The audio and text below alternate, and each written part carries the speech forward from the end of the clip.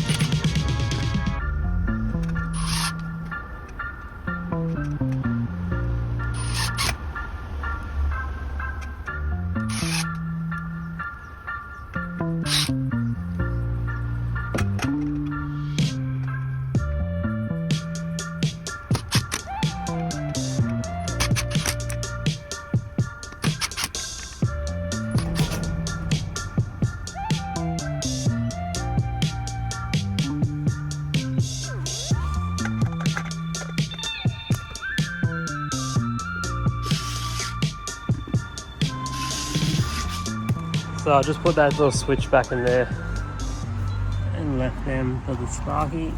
I forgot to put that black actual switch in there, but I just put it in there, I didn't film it. But that's all clean.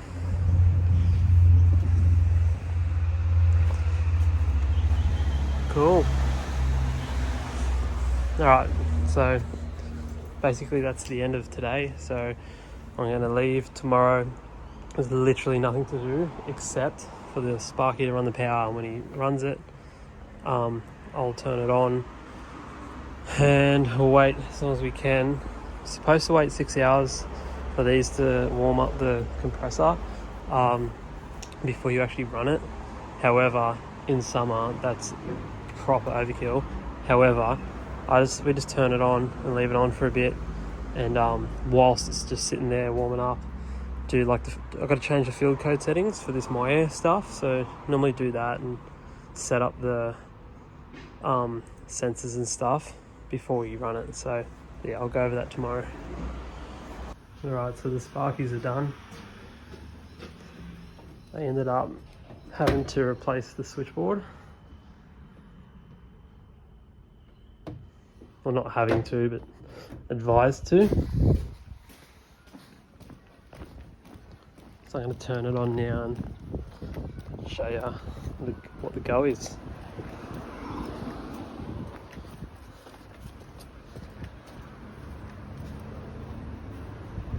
That's the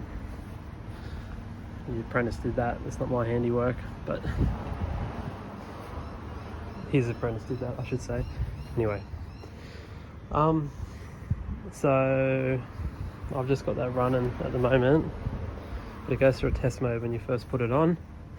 So I'll go through why I use this and what it all looks like. Alright, so this is the go. Basically, the unit is just up here. It's about 3 meters away from that, and I know that everyone says you should run 6 meter lengths from the return air to the unit, but most of the time, I believe anyway, I'm no expert, never have claimed to be, that they just do that purely for noise. But I always replace the filter media with the electrostatic stuff, and it's much quieter. So now it's got heaps of airflow and it's quiet. I can't even really hear that. Every zone is on and it's absolutely roaring. So airflow is great, everything's perfect. So the main reason why I don't use the Daikin controller is I'll show you. For example, this is an office. It's got a sensor in here. So the wife quite often is working from home right here. And this house has got a 12.5 kilowatt Daikin ducted, which can ramp down like half of that. So she could have just this room on and have it on low fan speed, and it would run, and very quickly this room would get the temperature, and it would actually know it's at temperature because of this, and it would actually cycle off. And the reason why it would cycle off is because you can choose which thermometer the outdoor unit is using to cycle on and off from. So for example, fan speed low. Let's make that the master. You can close whatever ones of them you want.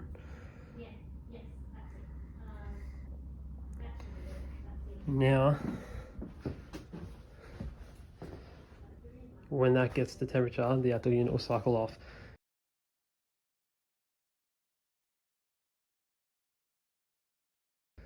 And even when it gets close to temperature, that's the actual temperatures, and that's the set points. When it gets close to temperature, it'll start to ramp down and not run at full capacity anyway. So that's my favorite feature, is the fact that you can get the outdoor to cycle on and off from those sensors. That's why I use it. That's the main reason. The Daikin controller, even the air hub that has sensors, you can't do that. You can't choose which one the outdoor unit is using. It does not have that feature. You straight up can't do it. I've tried it. You cannot do it. So that's the main reason. Second reason is the Daikin app is not good in my opinion, and that's saying something because I'm a Daikin person, but I just don't think it's good at all whatsoever. People say it cuts out and stuff. So this app is so good. So good. So this is just the MyAir section of the MyPlace.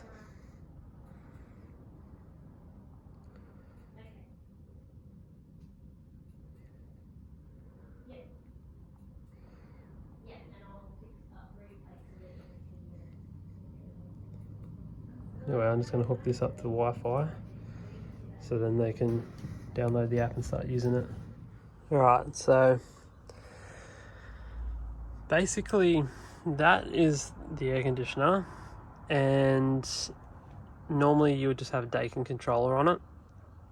However, once we've turned it on, I changed the field code setting, so to make it so it's not sensing from the return air sensor in there. And once I've done that, I turn the power off and I disconnect the Daikin wall controller, so it's not using that wall controller anymore. Instead, it goes to this box. So that cable there goes into this box, and then this Cat6 cable goes to the wall controller, but you need to make sure that doesn't run anywhere near power. Like, that's actually important, because that can definitely make the tablet do weird things. But if it's nowhere near power, it works perfectly. That gets powered hardwired into 240 volts in there, and then transforms to 12 and 24 volts into here. These are just 4 different zones, and so I just got to neaten all this up. But basically, you just need to make sure this is more than a meter away from the hot tiles, so it doesn't get over like too hot. But basically, that's just the box. So that talks to the Daikin unit, and that connects to the tablet.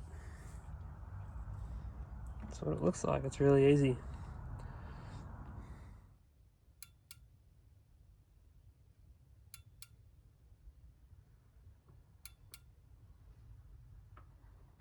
Alright, the job's all done. I was going to go into it more, but when the electrician came, he said we should probably redo the whole switchboard. And so I'm like, yeah, sweet as, just do that. The customer was happy to do that. So when he did that and turned everything back on, everything worked fine, but the Wi-Fi router, or the internet wasn't working, and I looked into it, and it wasn't actually the router as such. Excuse me, the NBN, like the bit before the router. In Australia we have the National Broadband Network, and that NBN thing just was fried. And he said that it's actually died before after a thunderstorm. So this thing is just so sensitive to like interrupted power or transient voltage. Which actually leads me into another topic, which is these PC boards that fail from power surges. So I've actually been looking into surge protection, and I've been speaking with a rep from Schneider, and I'm going to start using surge protection on all my installs. It's going to be soon that I'm going to start doing that. I'm just designing a little bracket that I can just put in all Daikin units. But yeah, I'm going to start putting surge protection in, because seriously, in 2023, everything is so sensitive to like, just like, for example, the electrician isolated the power, did everything, and it was all professionally done and nice and neat. Don't have anything bad to say about him. But when he turned it back on, the Wi-Fi's dead. It's just like, it's just so cheaply made, everything. Anyway, so that's the Advantage Air stuff anyway. I use them. I've been using them for, honestly, like over a decade. I started using them when no one was using them, and they've had some absolutely terrible products that have failed. Their E-Zone range, I've had a 100% failure rate on their products. But the reason why I stayed strong is because when the system was working, it was so good. Like, I fully rate their system. I'm yet to find a better system. It's just that their hardware just failed all the time. Anyway, I've stayed strong, stayed with them, and now they've just got like a product that I think's pretty damn reliable, and I recommend it to customers, and I'd put it in my own house. I've actually got it in my own house, so that's the Advantage Air stuff, but I'm not affiliated with them whatsoever.